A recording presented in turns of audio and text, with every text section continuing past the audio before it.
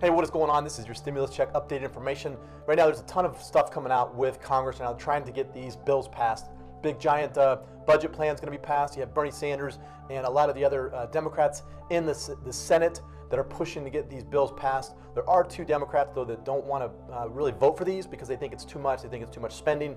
And so the Democrats need a full stack of full Democrats, of 50 Democrats, to vote on this bill. And they have two that don't want to vote on it. So they're trying to convince these two these two senators to come on board to do that. So you have Senator Joe Manchin, and then you have the other one, Christine Simeon.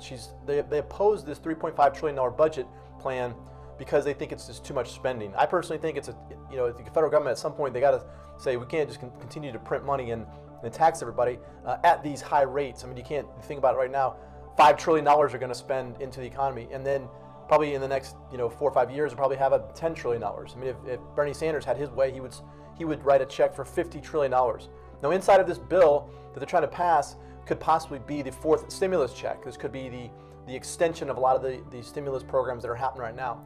One of them is going to be the child tax credit, which, by the way, last week was the child tax credit monthly payment. So every month, those that do have children and those that filed for the dependents are getting a monthly check. It's $300 a month for how many children that you do have. So you multiply that by 4 or 5 children, you get that check. That went out last week. That's the child tax credit. This new big bill, they're going to try to push for possibly a fourth stimulus check, but this is going to be how they're going to extend these programs out. They might add the unemployment back in there. I don't know, but it's huge. It's like $5 trillion for all of this. They have a big infrastructure bill that they're trying to get passed.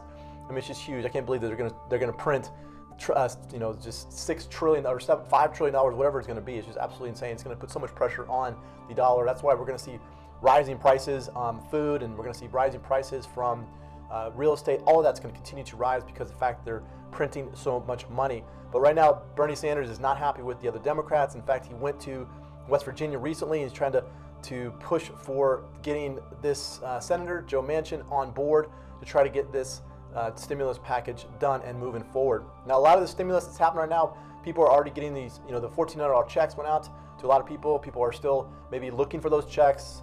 People maybe just recently had filed their returns and they use the recovery rebate credit that you can use that recovery rebate credit to get access to the first, second, and third checks. So the $1,200 checks, $600 checks, and then the $1,400 checks. You can get those using the recovery rebate credit section in the filing tool. So if you use the free filing tool online at the Treasury website, you can use that recovery rebate credit section in order to get those payments. But going forward, it looks like if the Democrats can get this pushed, that they'll have this giant bill, this $3.5 trillion bill that they're talking about right here is just huge. One of the other things that is happening with the progressives in the House of Representatives is they're trying to push this support act. They have a support act where it's going to be a monthly payment that goes out to those individuals that qualify for this. Now, this would be people that don't have children. People that qualify would get a monthly payment. They're talking about that possibly could be in that support act. One of the things they're running into also is the fact that they're sending money to banks, to checks. A lot of people can't get bank accounts, so they're trying to figure out how can we get people that don't have bank accounts more stimulus. One of the ways they're talking about is this Fed Now coin, which is the Federal Reserve going to put an app in people's phones and then they'll drop money onto that phone.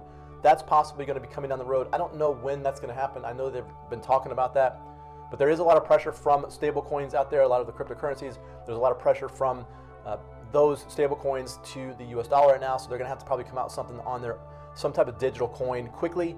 And I think that Fed Now coin will do that. They'll drop that stimulus money into your account and you can spend it. Now, ultimately, in the long run, I don't think that's going to benefit everybody because the inflation on that's going to be huge.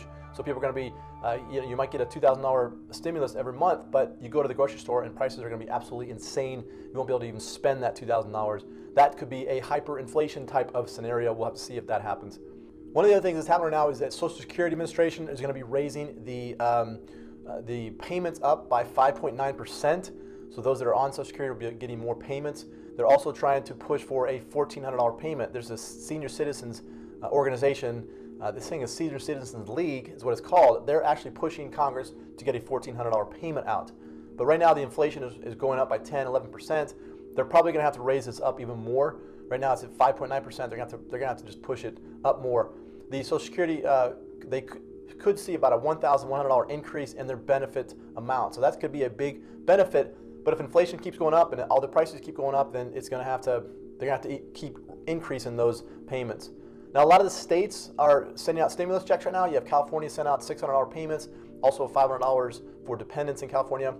There's Florida, Georgia, Tennessee, Maryland, Michigan. A lot of these states actually are sending out to teachers, and there's a big teachers union. I think teachers in every state is the largest employment category, and so they are sending out stimulus checks to those in that state.